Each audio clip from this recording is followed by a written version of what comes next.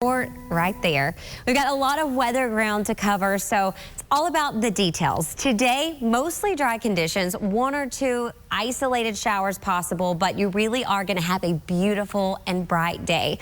As we transition, though, dinner and going overnight and all day tomorrow, that's when we're really going to have the wind and the rain making its way. Our severe threat is low, but not no. My main concern continues to be damaging wind gust, localized flooding. That's going to be areas with the poor drainage.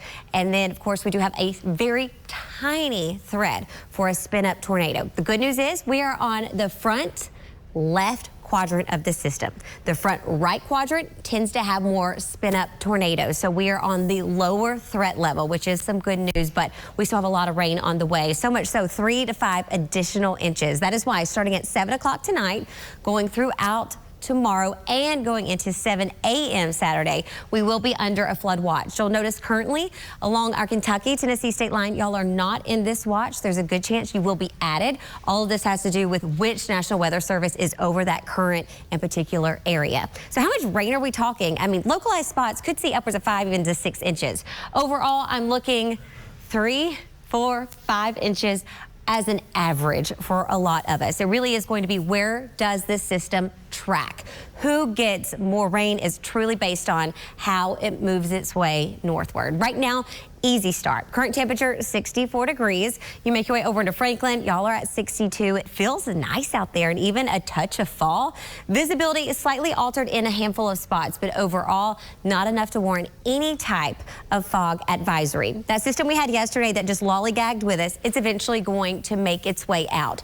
But of course, what's moving in will be Helene, currently coming in as a Category 1 hurricane, but it is in bathwater. Because of that, it makes things very easy to strengthen. Current speed is around 12 miles per hour, so it doesn't have a ton of forward motion at this moment, and that's why we do still anticipate it to turn into a major hurricane. I know that seems so far from us, but once it does make landfall, it's going to have a very quick forward motion, and that's why we will have a radar covered up starting tonight and continuing all day tomorrow. Don't worry, I'm going to be here starting at 1 a.m. to walk you through in case anything were to go astray. Currently, though, we got 50s as well as the 60s. As we go throughout today, remember, it's going to be pretty. It's going to be bright. If you have any decorations outside, bring them in, or at least make sure they're real stable, because once we start to get this rain, you're also going to have the wind. It's because of this pressure gradient that's really going to get tight, and that's what's going to cause winds to be in the 20s and then gusting into the 30s, even 40s.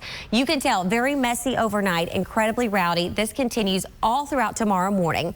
Tomorrow afternoon, we'll start to see things toning down just a bit, but the system is anticipated to actually collide with another one, and that's why we're still going to have rain chances making our way into Saturday and even parts of Sunday, but the heaviest and steady rain will have then started to exit out. These winds, though, gusting 30s and even 40s as we make our way overnight tonight and into tomorrow. With winds that high and a lot of rain, you will have rain coming in at a diagonal, meaning it's going to be hitting your window throughout the overnight hours. Just a little nugget to remember. Highs today will be in the mid to upper 70s. Higher conditions off to the west, cooler off to the east because those showers come in. Storm 5 weather alert will start at midnight tonight, continuing throughout all of our Friday. Saturday, remember, that starts to really collide with another system. They're basically going to become twins and not leave each other's side. Because of that, we will still have some precipitation in the forecast, but things are really going to start to tone down. Not a ton of extra accumulation will be with us. Then we have a cold front, and y'all, look how cool things get.